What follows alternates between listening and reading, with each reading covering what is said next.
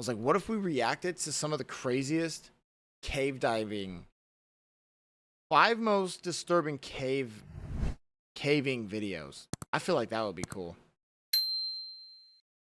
Oh, here's why my game keeps crashing, by the way. It keeps saying that I can't sync my stuff to the cloud or whatever. I don't know what that means. Also, when my OBS crashed, my Kick page crashed and said, I'm out of memory. How am I running out of memory for fucking motherfucking Google, bitch? The fuck? Anyway. 5 most disturbing caving videos. What is this about? Please don't be an ad. Please don't be an ad. Please don't be an ad. Please. On May 6, 2019, YouTuber Connor Kelly posted a video of him exploring an abandoned McCoy gold mine in the Nevada desert. However, what was supposed to be nothing more than a fun adventure with his family quickly turned into a disturbing experience. One that would likely stay with the group for the rest of their lives. We don't do a lot of talking at first. Oh, okay, he's saying that, okay? Because there's always fear that the sound will bring down loose The rocks. exploration of this mine started off quite normal, with the group staying silent to avoid causing an accidental cave-in, as seen by the text they put on screen. Yeah, that's creepy. However, after about a minute and a half of treading deeper into the mine, Connor noticed something strangely reflective on the path ahead. I noticed something reflecting back at me. So, do you see that reflection? Like a dude, spider eyes would terrify me.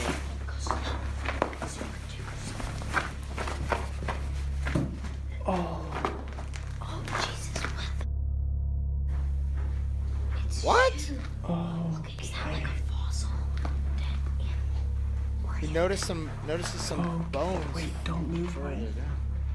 What they found reflecting back at them was a shoe, amongst many more, in a massive pile with random bones scattered throughout. Whoa! Well, that's a bone right there. Actually, there's quite a few bones in this. What made this pile even more odd was the sheer variety of shoes on display. Many of them were clearly very modern, while some were models that were released over 30 years ago. How could such a random assortment of shoes end up in an abandoned gold mine in the middle of nowhere? There is bones inside the shoes. Things took an even darker turn when the group ventured further into the cave and found a bunch of bones, including a relatively intact spine. So this is water flows. Wait, that's not even a human spine. That's a massive spine. So we can't trust this. Yeah, don't step any closer. By this point, the group was growing increasingly unsettled by these disturbing discoveries, prompting them to leave the cave as quickly as possible. What cave is that's where that? the original video ends, without any explanation or resolution.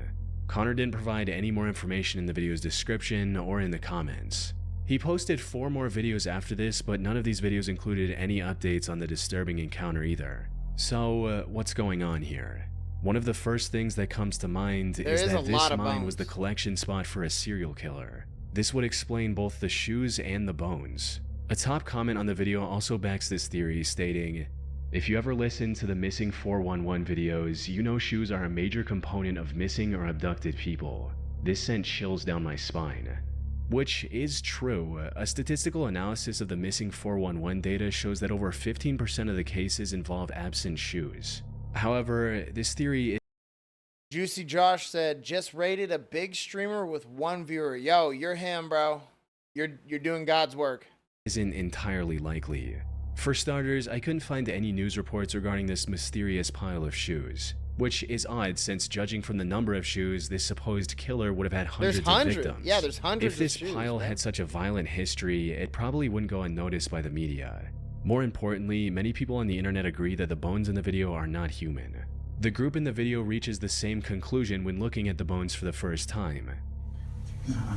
Yo, even if this wasn't real, even if it wasn't like real, it is just as weird that somebody's doing it without wanting a reaction. Like it's hidden deep in a cave with fabricated unorganic bones. That's just as weird as it being real, right? They're both very weird.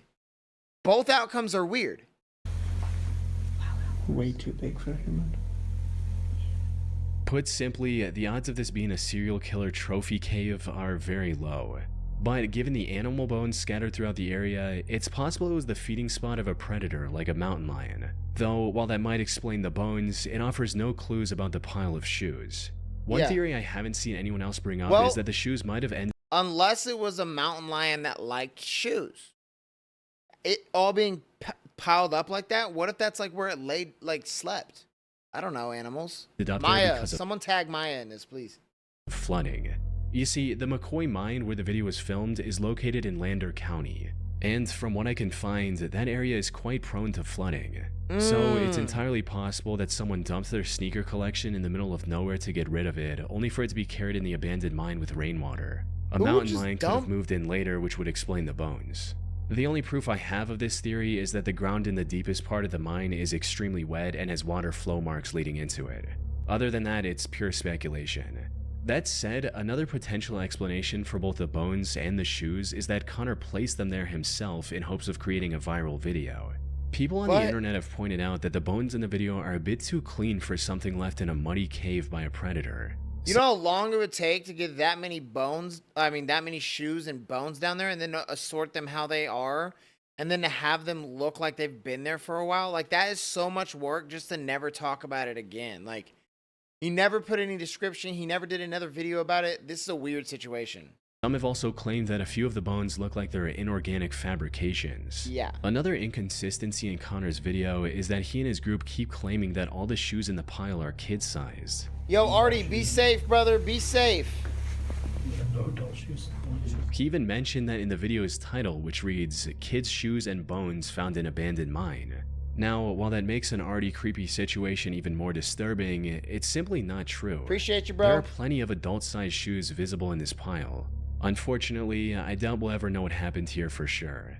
It's been 6 years since the video was uploaded, and as I mentioned earlier, Connor has vanished completely from the internet ever since. What? 6,000 subscribers gets Action off the Adventure internet. Twins is a YouTube channel run by brothers James and Edward. The duo has been exploring dangerous and crammed caves since early 2020. Yet, despite their combined experience, one of them almost lost his life back in 2022. In January of that year, the two decided to explore the popular Petty John's Why can't I get those views? They had already explored parts of this maze-like cave multiple times before, and had even found an underground waterfall during one of their expeditions. Put simply, they were pretty confident in their ability to navigate through this cave. Those rocks are But beautiful. unlike their previous ventures, this time they were going to tackle one of the hardest sections, the aptly named Nervous Breakdown, referring to how cavers feel when going through it. Things started off just as expected, with the pair going through the narrow and claustrophobic entrance to reach the first open area of the Petty John's cave. You will never catch me cave diving ever. I will skydive before I cave dive, bitch. I mean, like, come on. Like, who was the first person to cave dive? And, like, what was their thought process? Like, I could fit in that. Like, dude, what are you doing? Stay on the surface. Whoa, entrance room. However, it didn't take long for the cave to begin closing back again, forcing the two to squeeze through tiny passageways. Oh, God. But that was only the beginning. After about 25 minutes of crawling through increasingly tighter spaces, they reached the first big obstacle, a muddy room with a narrow and steep hole in the middle. They had to carefully walk around this hole to progress. A single slip and falling into the narrow hole and possibly getting injured. And given the lack of safe footing around the hole, it would have been near impossible for the other person to pull them out. After successfully navigating around this obstacle, they finally arrived at the entrance to Nervous Breakdown. Unfortunately for them, things weren't looking good. The area surrounding this entrance had collapsed some time ago, making it very difficult to figure out the path ahead. Bro, after looking around, I was literally about to say, like, one of the scariest things about cave diving is the fact that that shit could just collapse on you at any moment. They thought they were cave diving? What? They are cave. What? Josh, they are cave. They're in a cave. What? The fuck? For a bit, Edward eventually found the real entrance and was excited to go in. He genuinely couldn't wait to find out what was down there and began his descent, leaving his brother behind in case something bad happened. What he didn't realize was that this was about to be one of the worst decisions he'd ever make. Oh, shit. Because after descending for a few minutes, Edward called for his brother, only to be met with complete silence. Uh-oh. I found a rope.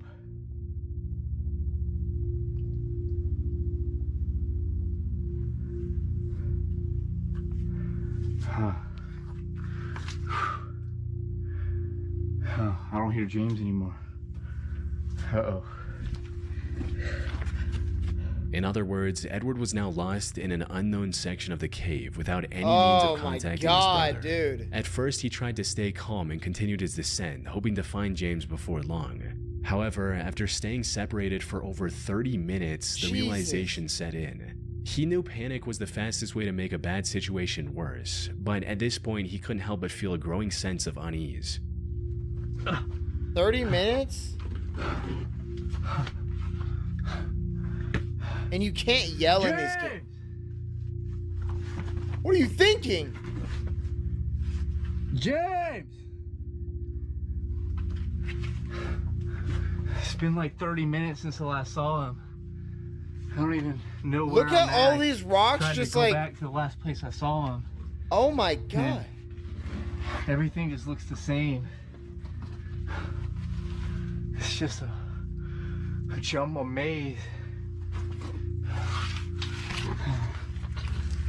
We should have never split up. After calling out to James many times with no luck, he decided to retrace his steps and find the way back. Unfortunately, he had underestimated the difficulty of the maze he was about to enter. Oh Every my direction looked the God. same. The narrow passages and jagged walls made it impossible to tell where he had come from. To top it all off, his situation was getting worse with each step he took. If he went the wrong way, he could easily wedge himself into a passage too tight to escape, Oh, or worse, Fuck, plunge I into a couldn't hidden do this, drop-off. bro. I couldn't do This this. is the true horror of caving. Even if he didn't injure himself, he could have just as easily wandered around aimlessly until his body gave way into exhaustion, leaving him lifeless in The a cold, batteries? rocky crevice. The footage of him excitedly dropping into the nervous breakdown entrance would have ended with the camera recording his descent into confusion, fear, and eventually silence. Fortunately, that wasn't the end of his story. After going in loops for a while, Edward spotted a single piece of tape he saw on his way down. Oh. The tape. Yeah. Okay, this tape looks familiar.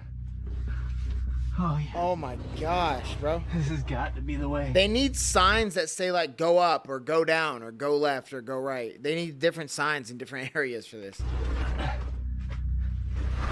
Go up to get out, you know? I'm getting close. James! Where the fuck is James, bro? Still nothing. This unexpected clue turned out to be exactly what he needed. It helped him regain his bearings and finally head in the right direction. Finally, he heard the best sound he could have heard in that moment. James! Oh. You're over here? Oh. Dude. Oh my god, Place is a bro. maze, man. Oh, hey, I see your light. Dude. I thought we were never gonna see each other. Dude, I know. Oh. They're The so two stayed together for the rest of the nonchalant. expedition and made it out alive without any major injuries. They're still exploring caves on YouTube, but now with a lot more caution. Bro, that's insane, bro. He was lost. In January of 2014, a group God. of cave explorers decided to conquer the Lost John's Cave in Lancashire, England. I've It's heard a about vast it. cave network that spans a length of nearly 3 miles. I think or it has its 4.8 own kilometers. ecosystem, The too. known deepest section of this cave also goes down a staggering 690 feet, or 211 meters.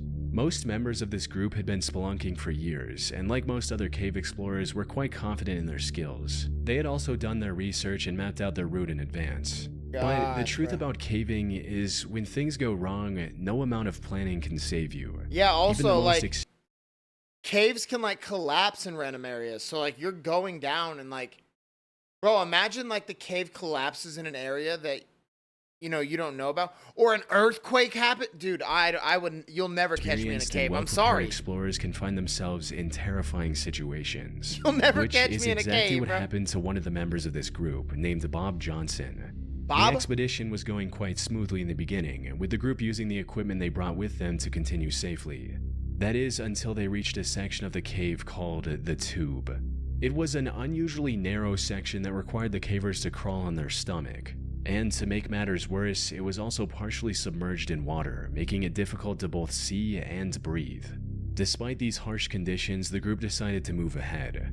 The slimmest member of the group went first and successfully made it to the other side without much trouble. The next person, however, wasn't as fortunate. This was Bob Johnson, the man we mentioned earlier. His crawl through the tube wasn't off to a good start, as he was already having issues with the comparatively wider sections of the passage. Oh. Dude, no.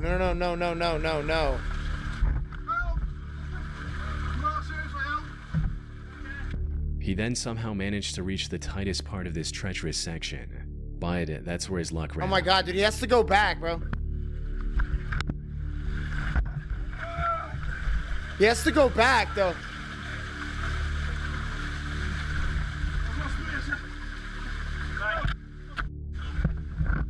Bro, the scariest thing about this, bro, is sometimes the only way to get out of this is to wait there for days as you get hungry and you lose weight, so that you're then thin enough to get through it.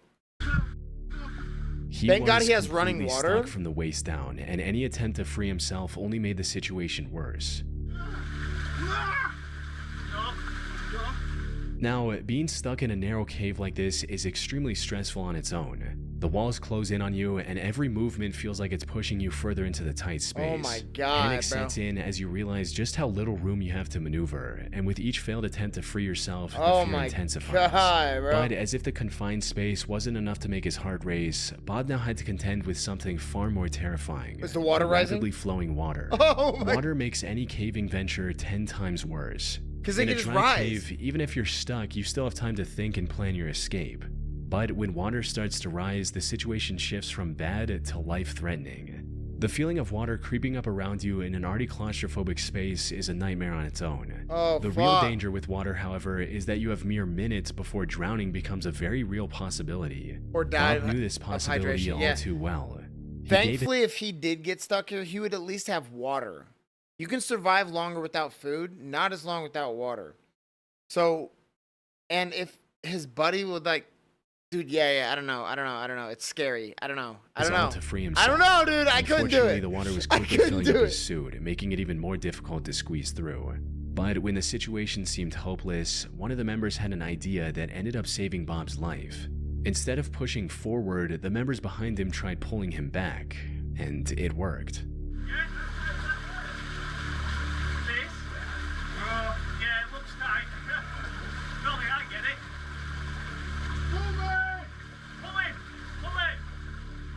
Bob was finally free, though his troubles weren't over. He later revealed in a comment that 3 hours to get out. For another 3 hours to get out of the cave from a different exit.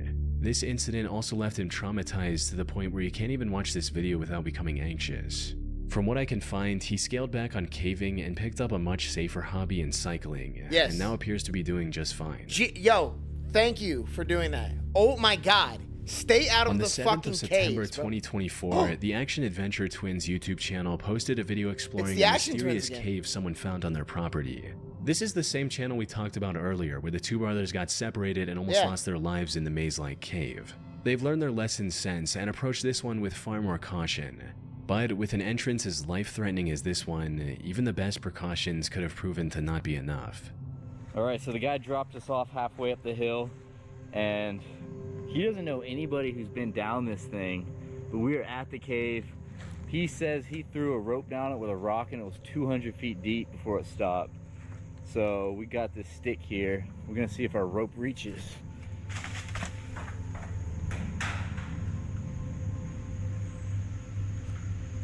It's still, oh, you were right, it kept going. Oh my god. This alone is enough to terrify most people, with one person stating, "This channel has given me a new fear about walking in the woods.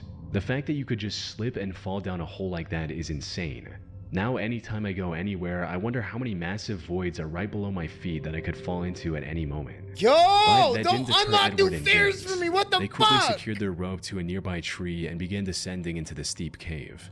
What they found inside was nothing short of breathtaking. That tiny opening gave way to a vast chasm. Oh, wow. All those rocks are the rocks that have fallen and This is a broken big apart one, and man. collapsed over years, bro. However, before they could fully take in the beauty of the cavern, things took a dark turn.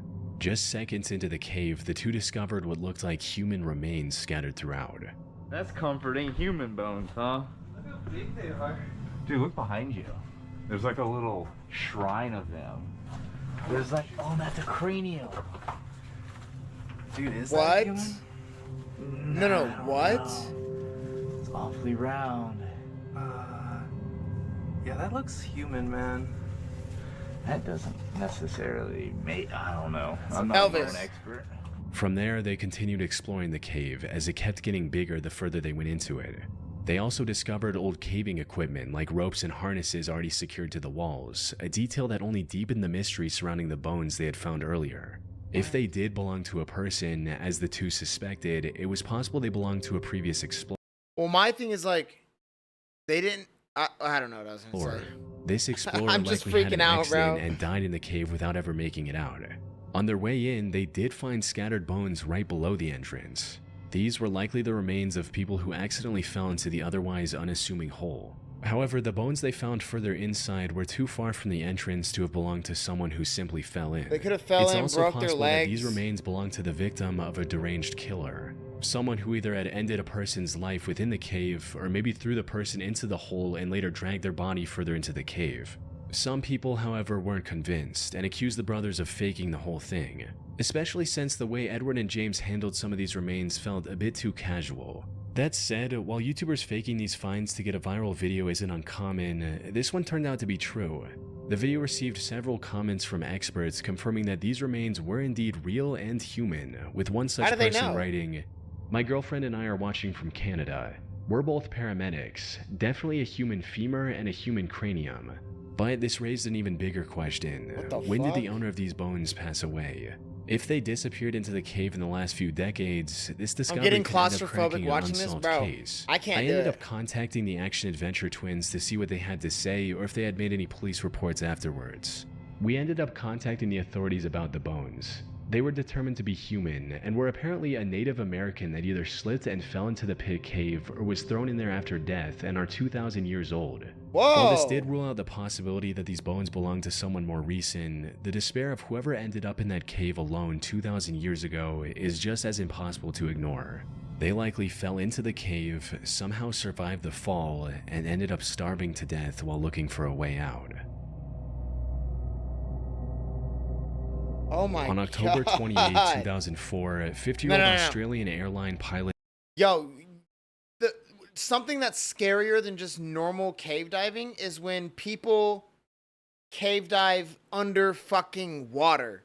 Bro, lock them up in prison. and scuba diver David John Shaw broke the world record for the deepest successful dive in history. He achieved this by reaching a depth of 270 meters in Bushman's That's like Hole, 600 one of the some feet. deepest freshwater caves in the world. The sole purpose of this dive was to break the record. However, when he reached the bottom, he found something that stopped him in his tracks.